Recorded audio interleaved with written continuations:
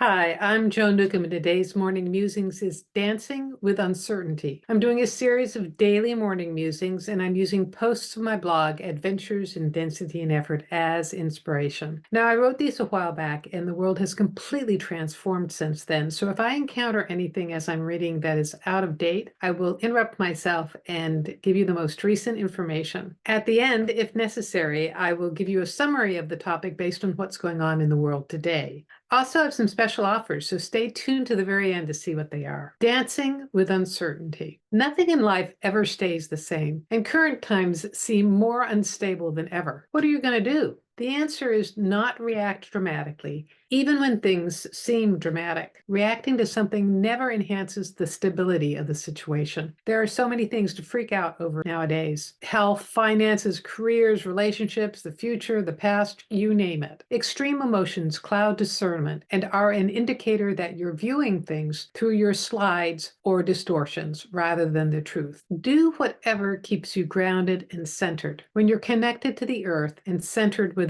things are less likely to knock you off guard. Realize that nothing has to be responded to immediately. You can take a moment to breathe. You can take an hour or a day to take action. Waiting often gives times for things to settle and for you to see things more clearly. Do the next indicated thing. We get unnecessarily fearful when our attention is too far out in the future. All you have to do is take the next step. Is it your business? We often get ourselves all upset by what's on in the news or what's happening to other people. If it's not directly affecting your reality, don't focus on it. If it's somebody else's learning experience, leave it to them. You can approach life as an improv skit. Actors doing improvs are working without a script and often without a director. They're given a basic scene and told to leap into it. It's hilarious and moving to see what happens when you approach real life the same way. Stay purely in the present moment. It's amazing what opens up when you withdraw your attention from the past, from the future, from other people. It's also amazing to see how the external world and people in it change when you let go or withdraw your energy. There are no mistakes. It doesn't matter what you do. It's all good from an expanded point of view. Your essential self, your self as consciousness, the expanded part of you is open to all experiences. All experiences are delicious from an expanded perspective. This gives you permission to be creative, take risks, and try new things. Operate as your expanded self. Be, think, do, act like your expanded self throughout the day. Notice how different you are when being greater than your body personality. Try any or all of these suggestions this week and see what happens. And leave me a comment below because I love to read your comments. So it's so funny that these things that I've written a long time ago have so much application to what's going on in the present moment. There's so many things happening all at once that are anxiety provoking and filled with uncertainty. It doesn't really matter where you are in the world. There's some kind of disaster that is sitting on your doorstep. Now, maybe there are some things that you can take action about. Being clear-headed is probably the best way to take action. But there are things that you don't need to take action about, the things that aren't really any of your business. If you are reacting rather than responding, it's a little bit like jumping into the deep end to try to rescue someone when you can't swim. And I'd also say that nowadays things are even more like an improv skit than they were when I wrote this 14 years ago. And it's requiring us to use all our abilities and skills to be able to pivot, to be flexible, to make changes in the moment. So when life gives you curveballs, it's really helpful to be present and centered and maybe not too grounded into the earth, because when you're overly grounded, then you're less flexible. It may feel like stability, but you're really just sinking into the quicksand of it all. So really, it's all about reacting as consciousness, as your greater self. And when you can do that, then there are a lot more possibilities for change. If you like these videos, please like them and also subscribe.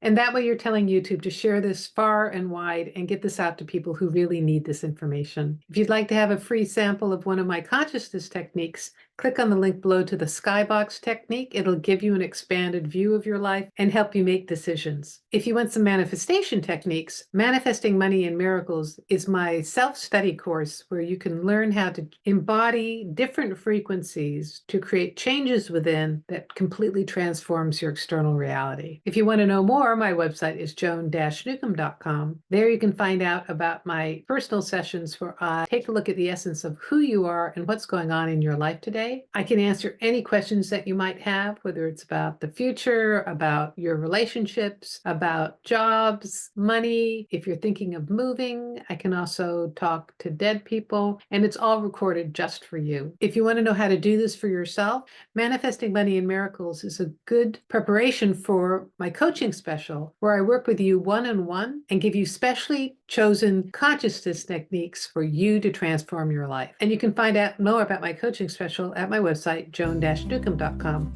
So go to my website, joan-newcomb.com, and I'll see you tomorrow for another Morning Musings.